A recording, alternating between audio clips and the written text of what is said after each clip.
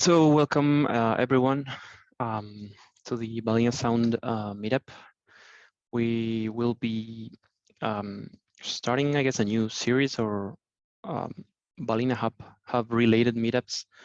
In this occasion, we are going to take the opportunity to celebrate balenaSound's third anniversary.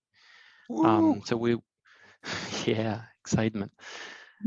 So we will be talking a little bit about the project, about like the motivation behind the project and why we build projects like this, and how that relates to how we work at Balena. Yeah, so as I said, this is the third anniversary for this project. The first commit was made by none other than Chris himself, who is here with us, back in April 2019. So it's been 3 years already. Here are some stats related to the project. This one is one of the most popular projects we've built, if not the most one. It's probably the second or third. Haven't checked in a while. But yeah, basically we have 2K stars, almost 350 forks, which in my experience, that's a lot of people forking the project. And we also have some metrics here for the open fleet we run on Hub, and we have about like 5 people joining the fleet daily. So these are lots of eyeballs. A lot of people get to know about Balena, about the platform, through projects like this. So we're going to talk now a little bit about like how and why we got here, and again, as I said, how this relates to the way we build products in Balena, which also shapes in a way the way we develop projects like this. Sometimes decisions may not be easy to understand from the outside. I know, for instance, for balenaSound, there has been a lot of requests for a local UI type of feature where you could manipulate volume and other things from a local UI running on the device. And that's something we've been postponing, and we'll talk a little bit about it later so you can understand. So, okay, this is the briefly what the talking points we'll have today. First, we talk a little bit about the motivation for the project, and then we will cover mostly the most important features that we've added over the time, and talk a little bit about that. And then we will talk about the future of the project, like what the roadmap looks like and what we're working in at the moment, what we want to build in the future, and how you can contribute to that. And we'll have some time for questions if there are any. Okay, so the first thing is the motivation. Like, why did we build a project like balenaSound? Why do we build this type of projects? And there are two groups, I'd say, we need to consider when thinking about the motivation. The first one is the end user. So the Raspberry Pis are extremely popular. I don't know how many, but it's probably millions of units that the Raspberry Pi Foundation built and sold. And I don't know what percentage of them are being actually used, but a lot of them are sitting in people's drawers. And that's like a thing we can all relate to. I'm sure we all have tons of devices doing nothing. So one of the first things that we wanted to do is like to have people put these devices to use. Question for balenaSound, you also need some type of speaker. And if you have old speakers or a hi-fi system that you haven't used in a while, this is a great way of giving life to them again, to like making them smarter. So by combining these two things, we get to balenaSound. This is actually a screenshot from the first version of the project, the first README we ever had. The project was originally created as a Bluetooth audio streaming for any audio device.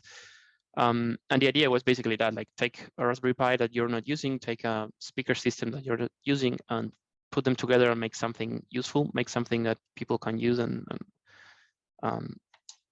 yeah, use their hardware.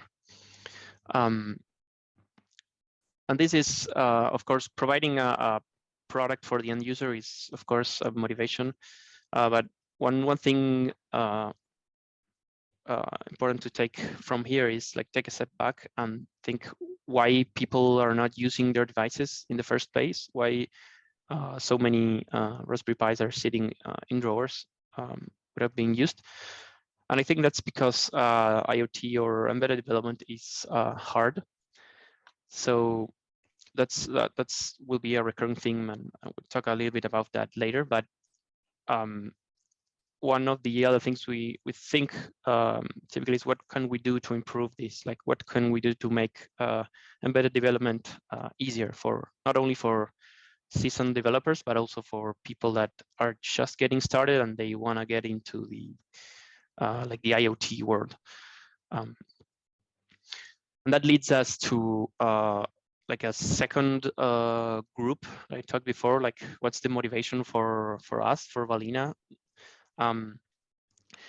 This quote we have here is our company mission, which is to reduce friction for fleet owners and unlock the power of physical computing. And this is a hard thing to do if people devices are sitting in drawers. So again, we want those devices to be in use. And by building projects like balenaSound, we get to become the user. So we have skin in the game. We know developing these projects. We know like what the pain points are for developers, and we can think about it. Like, why is this hard? What can we do to fix this? How can we improve our platform? And many times, and this applies not only to balenaSound, but a lot of all the other projects we have, Balena Dash, Balena Sense, Balena Cam. Like, we have several flagship or popular projects, and most of them start with an end user use case in mind. Like, I want to do X or Y that's useful for people. But then over time they evolve, and we can start extracting features and extracting things that we can then use to improve our products, like the platform as a whole. And balenaSound is an example of that. Like, not only balenaSound users benefit from us developing and maintaining these, but maybe even paid customers that are not using balenaSound, but maybe they can take advantage of the audio block or the Bluetooth block, or in the case of Balena Dash, the browser block, for example. So we take the projects maybe as an excuse to become power users ourselves, and see where the pain points are and try to fix those. Again, it comes down to the fact that developing on devices is hard. So we want to try to make that easy so that everyone can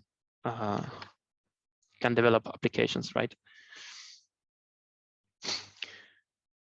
Right. So with these two like groups in mind, we think like aligning those objectives, like the providing something useful to an end user, and then us for Balena to chase like platform improvements. We align those two objectives.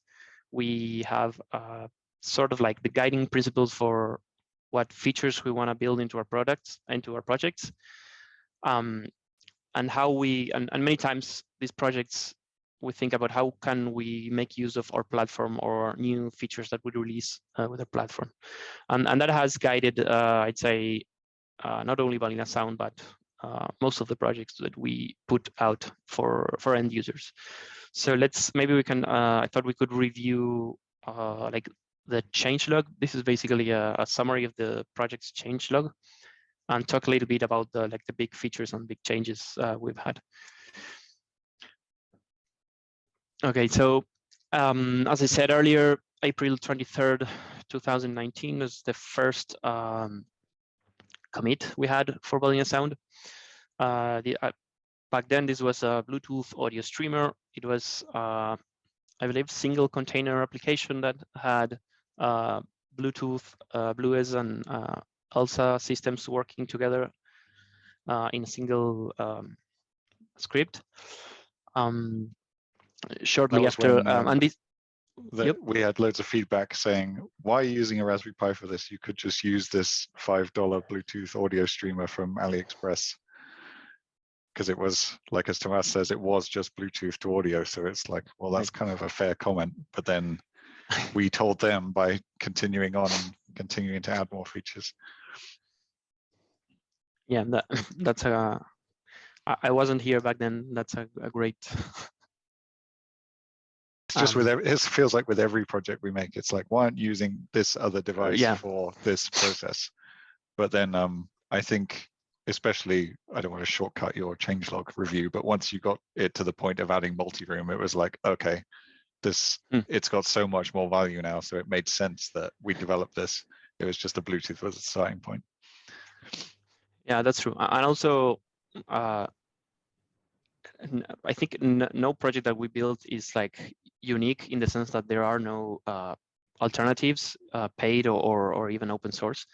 But one of the things I think it's cool about us building this type of project is that, like, if you want to use balenaSound for like a Bluetooth audio streamer, then you can do it. And if you then are interested in like knowing the internals, checking out the code, seeing how things are achieved, then everything's open source. So it's pretty straightforward for you to get involved in the process. Yeah, that's a really good point.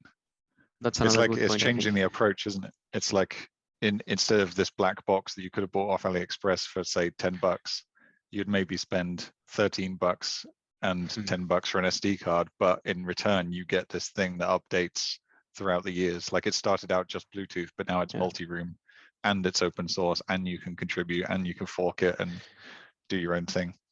Yeah, and the forking is, like, from my experience interacting with users in the forums and whatnot, lots of folks, like, let's say, for example, they are not interested in AirPlay, so they fork the project and remove AirPlay, or maybe they are interested in other stuff that they add themselves.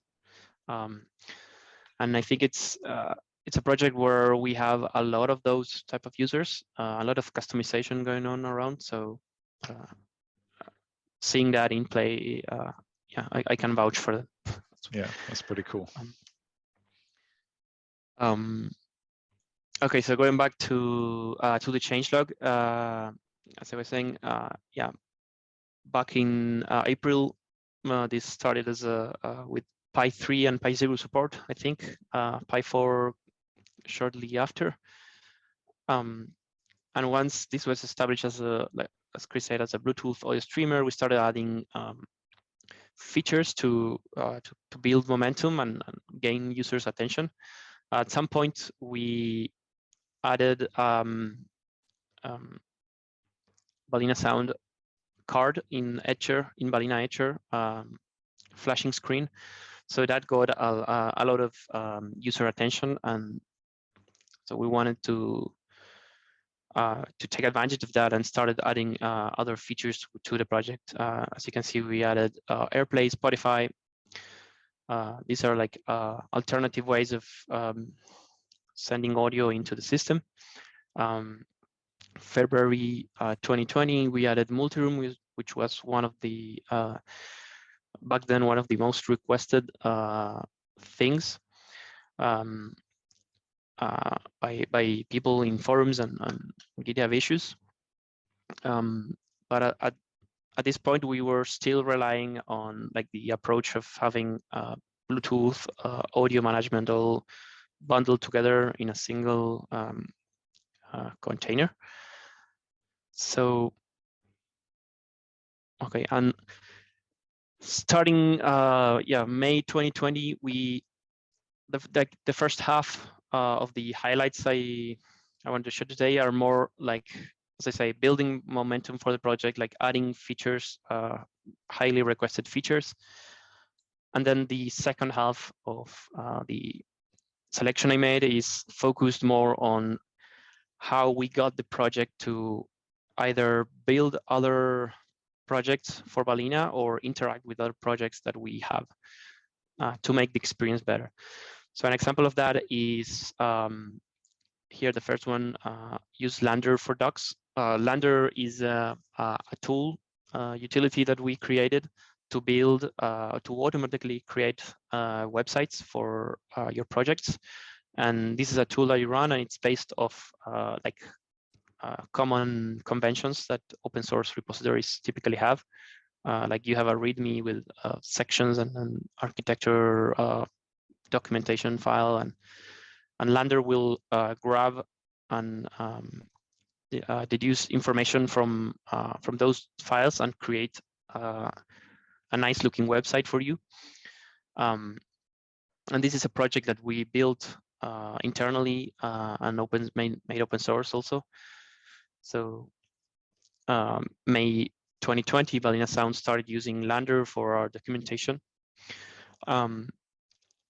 And later in the year, we made I think the biggest change to the project to date, which is we started using Balena blocks. So one of the things that working with balenaSound got to our attention is that working with audio, working with Bluetooth is not a trivial thing to do. So we came up, I think it was during 2020, with the Balena blocks concepts. Blocks are pre-built container images that you can add to your multi-container application, and they provide some sort of functionality. So the audio block provides audio capabilities to your project. And there's a whole lot of like configuration and that's going on and then being managed by the block. So you don't have to be an audio expert in order to work with audio on your projects.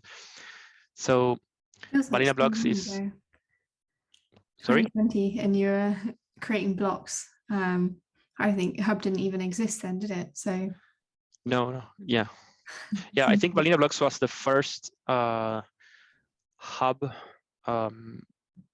product, or like it was even before Hub. But if you go to today's Hub website, blocks was the first thing we worked on, and it was the first thing that we, I think, kind of like extracted from our open source projects like balenaSound.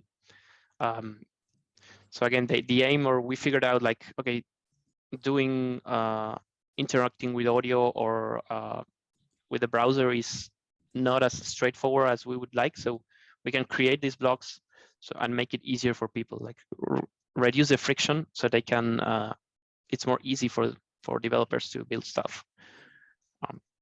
So that was the idea behind blocks, and that was, as I said, audio, Bluetooth. Those were two of the very first blocks, I think, back in 2020.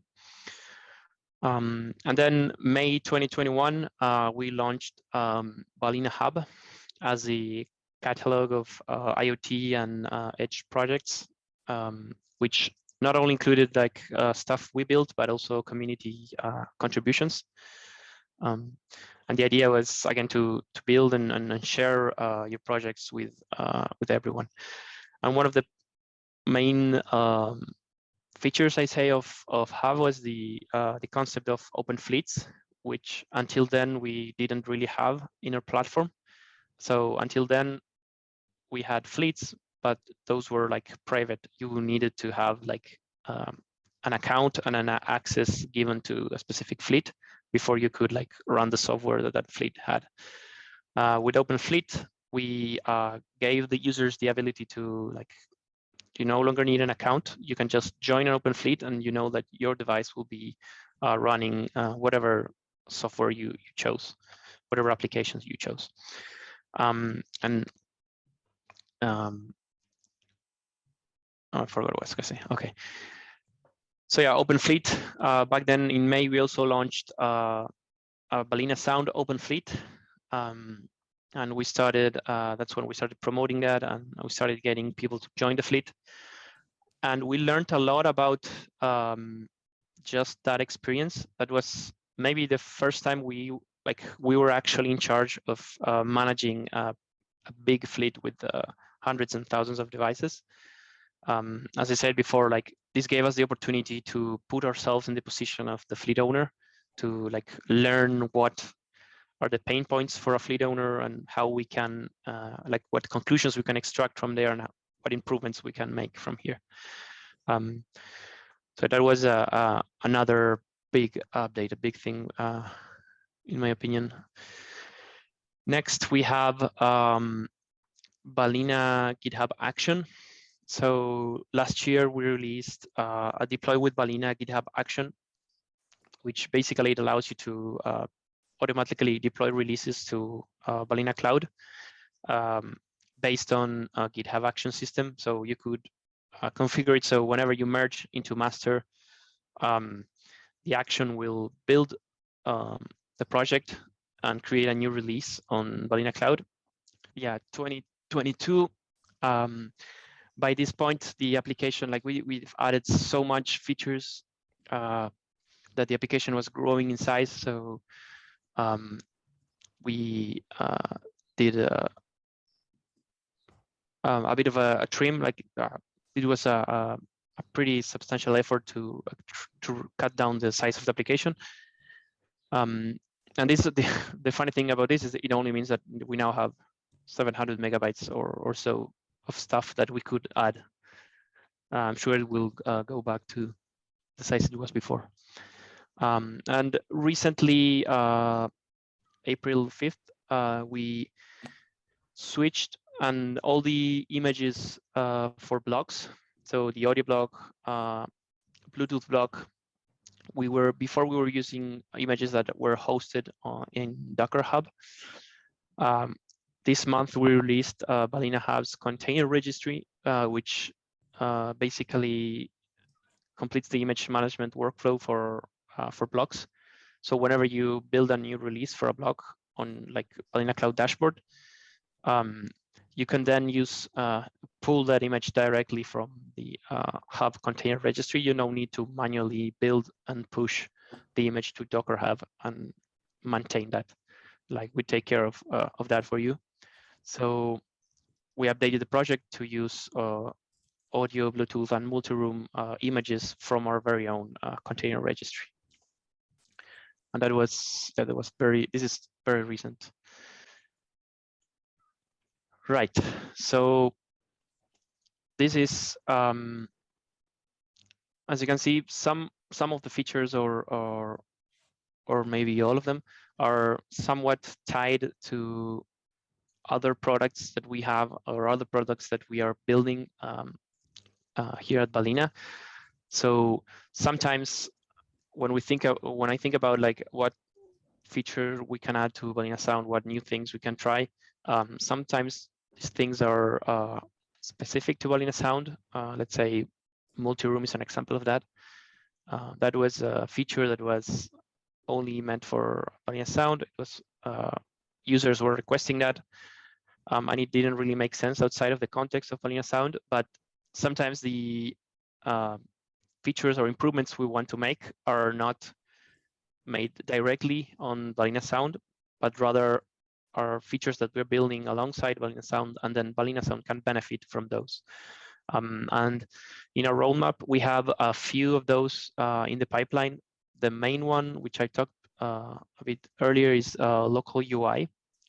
I think at the moment, this might be the most requested feature if you browse GitHub issues.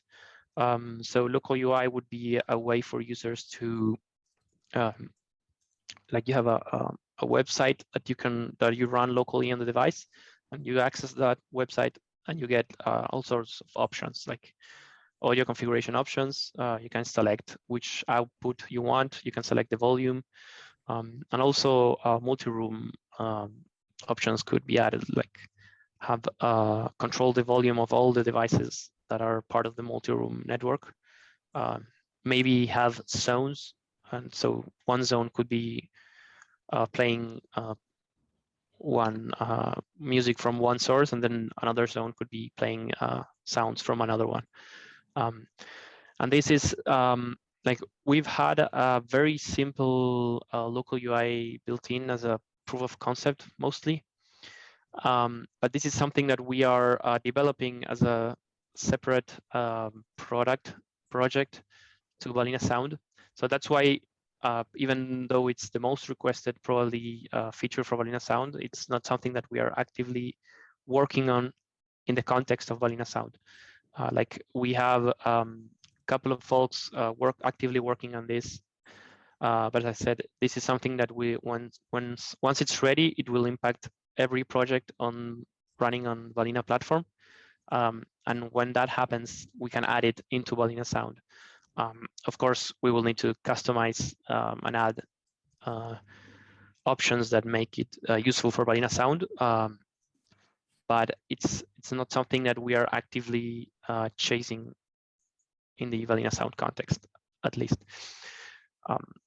Another example is preloaded images. So at the moment, if you join the balenaSound Open Fleet, the first thing your device does once it boots is it starts downloading the application.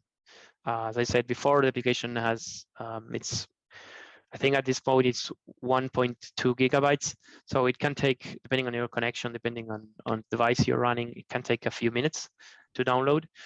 And during that time, the user has no idea what's going on really. There is no feedback.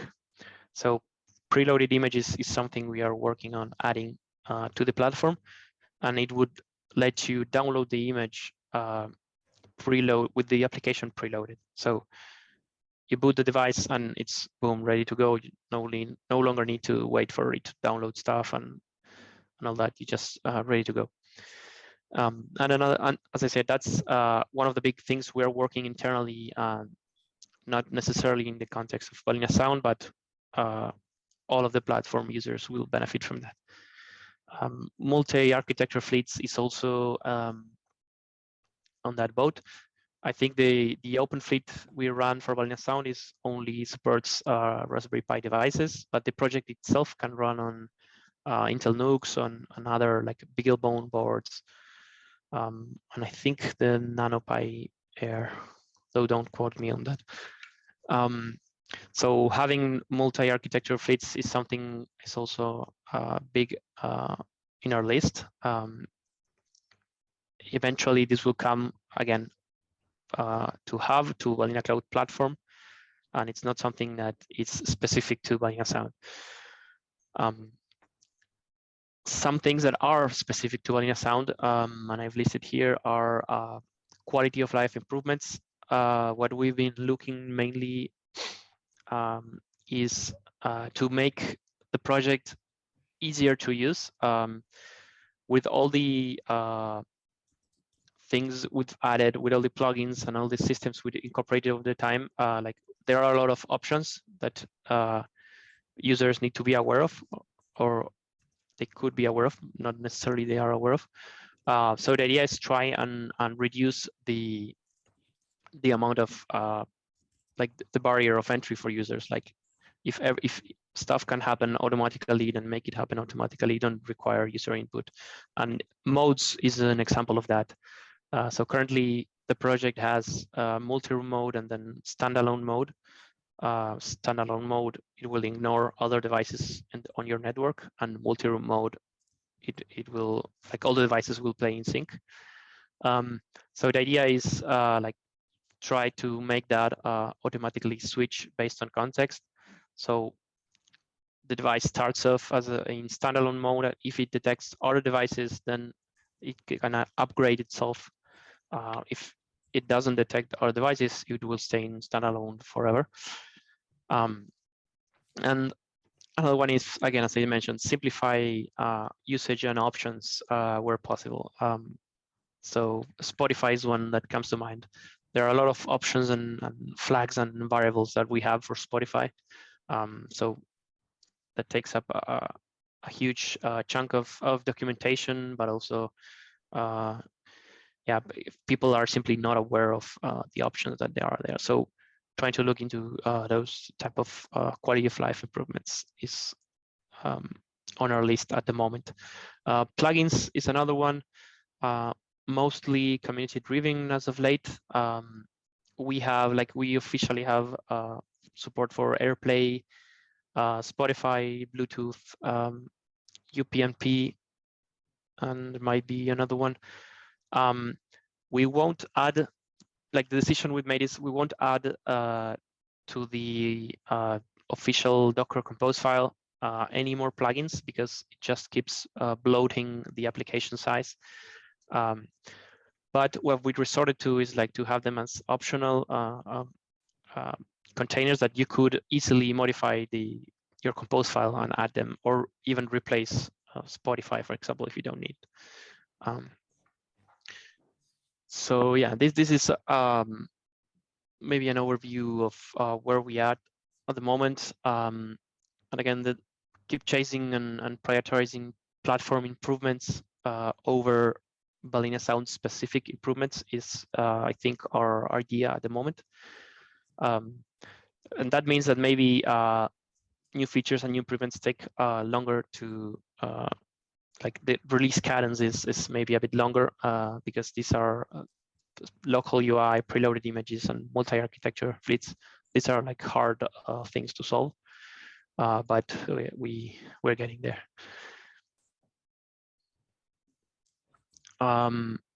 This looks like it was duplicated. So let's talk very briefly about how you can contribute to the project if it's something that you're interested in. I'll provide links and several resources if people want to check out if they want to get started. This is like the current overview of the project. Like we have what we call plugins, which is Spotify, AirPlay, Bluetooth. We have a couple of services that we call the core of the system, and then we have the multi-room services. So the easiest way to get involved is probably to work on new plugins or new options for existing plugins. This requires the least amount of understanding of like the internal, how audio routing internally works, and how like the sound supervisor interacts with the audio block and all that. So that's probably the safest point of entry for folks interested in this. You can also get involved in the core part of things. It just requires a bit more of understanding, which again I will provide links in a moment. And the other good place to start is documentation. Like we have several outstanding items, I think, related to docs. So that's another easy way into the project. Yeah, so as I mentioned, here are two quick resources to get started. The first one is actually from our Lander site, and it's the architecture overview, which basically goes over this diagram we have here, but in depth. So if you're interested in contributing to balenaSound development, that's the very first place you should look into. And again, checking out what the open issues are for the project is also a good place to start. There are some issues tagged as, I forgot what a tag name is, but basically issues that are easy to solve or to fix. You'll find a tag for those. I won't go over this diagram, don't worry. But I did want to mention the audio block. And the audio block is like the core part of balenaSound. It's where all the audio routing work happens. So if you are interested in that and in developing that further, or even using the audio block for other purposes, not necessarily balenaSound, we have a couple of resources here too that might be of interest to you. The first one is a presentation I did a back while on audio in Balena OS and Linux in general. This is, I think, a very good resource to get started. Then the audio block GitHub repository, like the README is, I think, very, how to say, is very explicit, and there's a lot of documentation in there about how to use the audio block, why is it needed, and how can it help you build audio projects. And that's it, I think. Thanks, Tomas. That was really interesting. There's a bunch of stuff that I didn't know was going on in balenaSound. And really interesting to see the timeline as well, because there's so many things that were happening for balenaSound that were later released, you know, across lots of different, like, you know, the hub stuff, blocks. Didn't know that existed well before hub, so it's cool to see. Yeah, I think one of the coolest things to me is to see how, like, the project influenced some of the other projects that we built, and vice versa. So one of the things I wanted to highlight is that this is not an isolated project we built one day and because we were bored.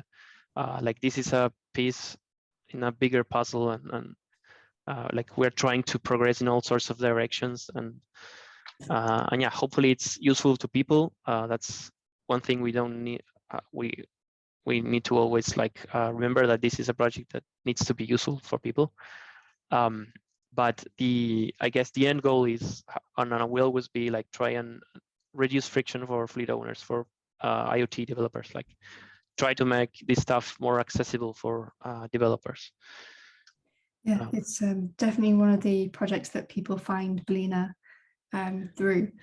So I think it's a lot of people's entry into the world of IoT and edge development, which is really cool. It's nice to be their entry point to this this entire world, this entire ecosystem. Which one thing that I want to mention is that audio subsystem in Linux has always been a really pain part from the developer's point of view. And given the amount of work that team and Thomas, you especially, has worked in the documents, it doesn't really just help people who are willing to deploy balenaSound, but especially if you also want to learn how everything works, how routing works, the ALSA and pulse audio and things of that. So document is really thorough, and a lot of effort has been put into it. So it's a great resource if anyone wants to learn the audio subsystem. Yeah, audio is definitely, like, one of a difficult thing to deal with in, like, embedded Linux. I guess it also depends on, like, your level of expertise and whatnot, but UI and X server is also a difficult topic, and that's one of the motivations behind Balena blocks, right? So we build this project, we realize, okay, this is not easy. We can make it simpler for people so that they don't need to know all the stuff. Of course, if you are an expert user of the audio system in Linux, then maybe you can do things, you probably can do things more efficient than the audio block, for example.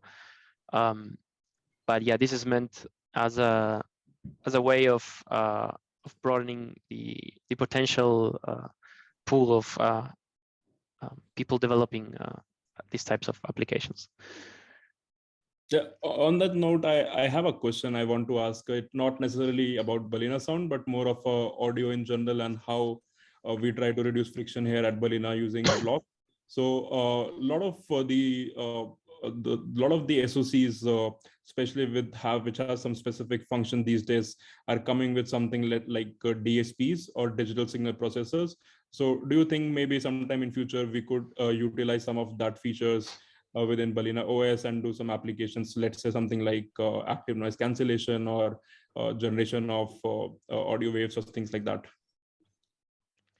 That's a good point. I think as long as like these hardware systems are part of these boards, and as long as we provide support for them at like the OS level, that means like drivers and Balena OS properly recognizing and interacting with those hardware peripherals. Then if we keep using something like Pulse Audio, which is what the audio blog uses, then that's pretty easy to incorporate like going forward. Pulse Audio tends to stay like on top of this thing, so it's not like will be like 5 years without support for a particular feature on a particular like audio chip.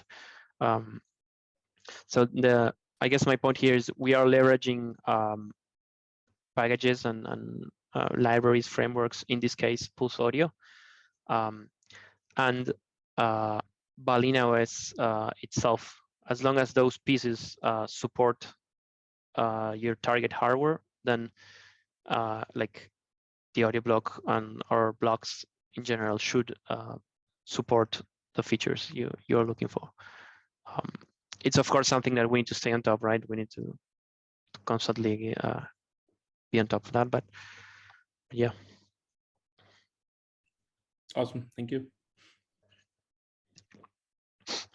Vance, what do you see as the feature that's next in like the next major revision, like balenaSound 4? Like, what's the thing that's going to be the next major bump? So the removing the modes is like on my mind right now. I don't know if that warrants like a major version bump. Other than that, one thing I don't know how we could achieve this, but one thing I would like is to have the ability to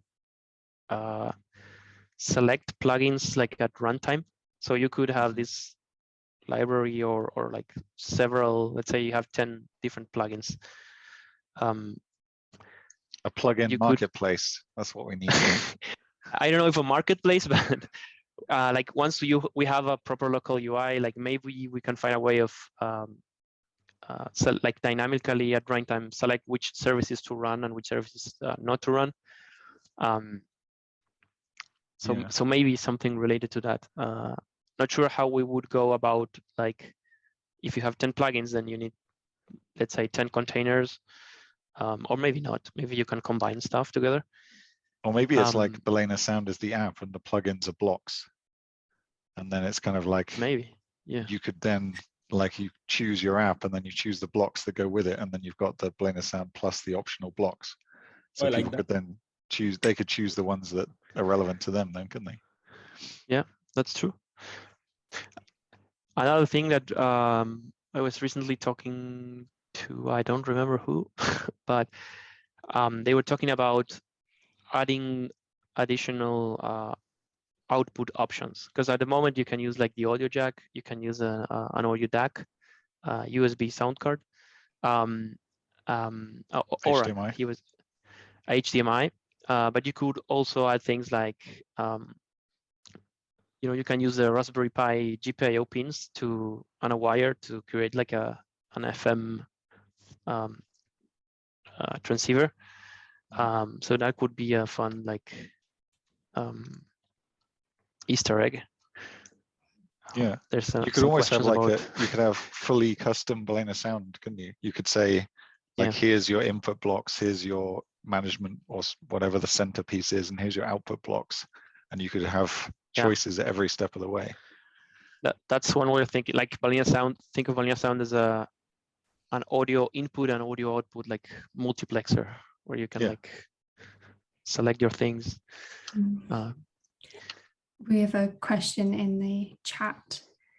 Is aptX AAC support going to be supported? I remember this from the GitHub issues. I think the latest Pulse Audio version should support this. I know for some reason it's not working. It's one of those things I need to check what's going on over there. So essentially, it should be supported at the moment because the current version we are running of Pulse Audio does support it. But there is either a bug or an oversight on our part. So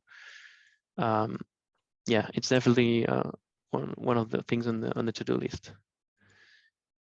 Sounds like someone's come along to check upon that issue.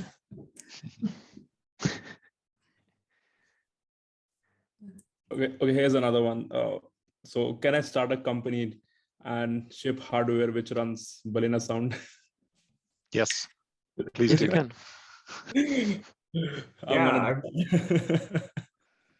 I was kind of wondering that's not clear to an external user actually, because before I joined, I was looking at balenaHub and they're like, it'd be a great startup if I could just like ship devices that run these projects, and then my developing is outsourced. All I am now is a logistics company. That's a lot simpler. It's hard to combine logistics and development at the same time. But if all I'm doing is shipping out random configured devices, do we make that clear anywhere? I mean, I think that's something we want to enable via Hub as well. It's like, yeah. It's like there should be that opportunity. Hub. Yeah. But then how do we make money? Are we planning on making money off people that do that at any point? Well, it's building the platform that enables that stuff. So it's like, I guess you could take on the shipping or provisioning and shipping of hardware yourself, or if we build it into the platform so the platform does it for you. Like there's no reason there has to be someone called Thomas assembling devices and shipping them out. It's like it could just be all automated in the platform. So we want to set it up so you do the work of kind of like defining what the hardware is and how it goes together and the CAD models and all that stuff. And then you can put a price on your work and sell it on the marketplace. Yeah. And we're even okay with people forking our own projects like balenaSound and re-uploading them to Hub as an open fleet maybe. With XY modification that makes the project better, and like that's totally fine. Like it's open source, you can do that. If your project, if your fork is better than ours, then the market will choose, I guess. That's totally valid.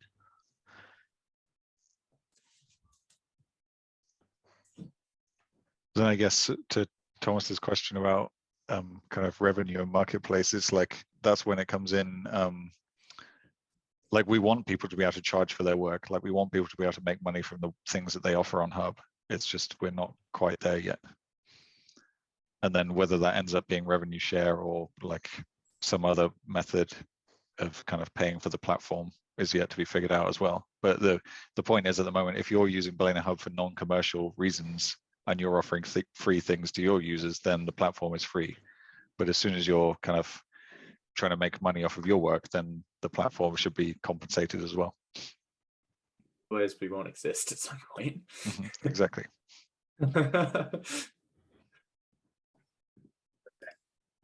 Cool. I was kind of curious about that because currently it's all great for a power user that can buy a Raspberry Pi, flash an SD card, and is okay with seeing the scary circuit board. But right now, if I'm just a person that's really tired of buying light bulbs that die every time a company dies, then there's no use to Hub for me. I can't go on Amazon and say this device is Balena certified, aka you control what's running on it. This cat feeder has open source code that theoretically will be maintained longer. Like, there is a brand to open sourceness that is shared outside of people that can code. Yeah. It's like I always had this vision, and Tomas kind of hinted at the use of the NanoPi. Like the NanoPi is like a tiny little device with it, and it's got a tiny little DAC. And I really wanted to make it like a legit kind of OG balenaSound cube with like the yellow, like a white 3D printed cube with the Phono RCA connectors on the back and the yellow balenaSound logo on the front. And like I really want to offer that as like approved hardware for balenaSound. That would be really cool. Yeah. And then, to your point, it packages it up, so you're not looking at PCBs and stuff. You're just looking at a power input and a sound output. Yeah. But you get the recommendation of every single technical user out there that's tired of, tired of their devices dying. Which I think there was a post on FlowDoc today about a whole integration platform that was dying, or something. Yeah, that's the Insta-on home automation platform that just got shuttered unexpectedly on Saturday or Sunday. That's what we can use to. We can say we're not like that. But I mean, we are kind of like that. If Blena disappears, all of this dies with it, but not entirely, I guess. At least all the code was open source. Yeah, I mean, like that's kind of behind the idea that Kyle mentioned earlier. It's like we need to make sure the stuff that powers this platform is distributed and kind of not reliant on a single point of failure, and making the core open source is part of that. So we hope that people could transition things to open Balena and keep stuff working like in that eventuality, but also like I think we need to architecturally kind of move towards that going forward, because it's like, who knows what could happen to like AWS or something. It's like, I would like a world where the entire internet is not reliant on people like AWS being up and around, not just like, because it's like one level Being deeper than just unblocked in Balena, your isn't country. it? Yeah. Well, being unblocked in your country. More Yeah, likely. exactly. I mean, not that any country has blocked all of AWS yet, to my knowledge, but Could happen. Yeah, it could happen. So one thing that I keep observing when I'm sitting on support shift or I'm lurking on forums is a lot of people complains about the Bluetooth connectivity with Android. And we know that there is a lot of different devices when it comes to Android, and we can't really test each and every one of that. That's practically impossible. But what are we doing? What other project contributors can do or are doing to, ease that particular part? If maybe someone can throw a bit light on that. I can speak a little bit of that. I guess there are two problems. One is the amount of hardware disparity that Android devices offer. Like with Apple devices, like all of the devices are pretty much the same in terms of like consistency of hardware and software implementations. So I'm pretty confident that if balenaSound works with the iPhone 10, 11, then it will work with 12, 13, and so on. That's not the case with Android devices. Different vendors have use different versions of the Bluetooth stack, different implementations. So that makes, for one, testing a lot harder, because we obviously cannot test every single device out there.